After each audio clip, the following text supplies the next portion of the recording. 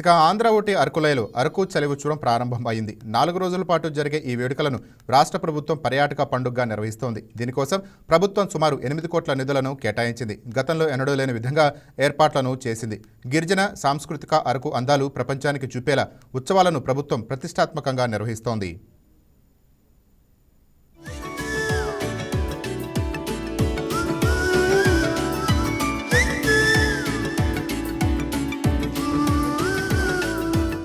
అలరించే సాంస్కృతిక కార్యక్రమాలు, ఉర్రూతలూగించే సాహస క్రీడలతో అరకు ఉత్సవాలు ప్రారంభం అయ్యాయి. ఉత్సవాలకు గిరిజన సంక్షేమ శాఖ మంత్రి గుమ్మడి సంధ్యారాణి, పర్యాటక శాఖ మంత్రి కందుల దుర్గేష్తో పాటు 2 మంత్రులు రానున్నారు. అరకు ఉత్సవాల పోస్టర్ని collector Dinesh Kumar, SP Amit Bhartar, DSP Abhishek మంగళవారం సాయంత్రం ఆవిష్కరించారు.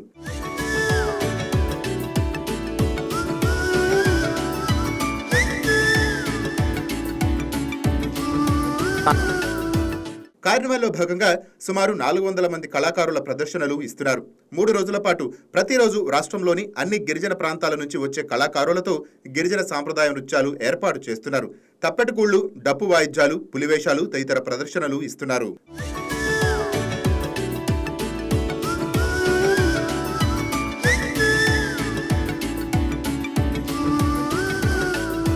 విశాఖపట్నం అరకు ఘాట్ రహదారిపై గాలికొండ వ్యూ పాయింట్ వద్ద ఔత్సాహికులతో 30న ట్రెక్కింగ్ ఏర్పాటు చేయనున్నారు. ఈ ప్రాంతంలో తొలిసారిగా నిర్వహిస్తున్న ఈ కార్యక్రమానికి వివిధ ప్రాంతాల నుంచి ట్రెక్కింగ్ ప్రేమికులు తరలిరానున్నారు.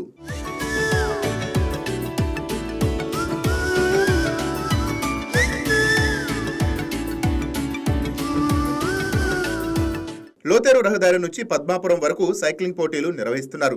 31న మారథన్ పోటీలు జరుగుతాయి. ఈ పోటీల్లో పాల్గొనదలిచిన వారి నుంచి ఆన్లైన్ దరఖాస్తులు స్వీకరిస్తున్నారు. Hot air balloon, paragliding, paramotoring, helicopter విహారయాత్రలు ఉంటాయి. 31న గాయని సునీతతో సంగీత విభావరి, 1న సంగీత దర్శకుడు తమన్ రానున్నారు. ముగింపు కార్యక్రమంలో వివిధ రకాల డ్రోన్ల ప్రదర్శన ఉంటుంది. ముఖ్య అతిథిగా ఉప ముఖ్యమంత్రి పవన్ కళ్యాణ్ వచ్చే అవకాశం ఉంది.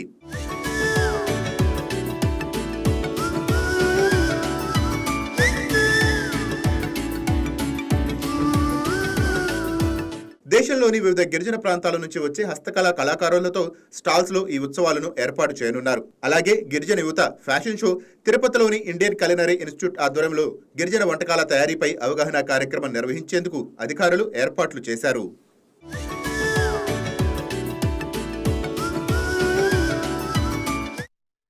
Please subscribe to YK TV Network. Please subscribe to YK TV. Please watch YK News.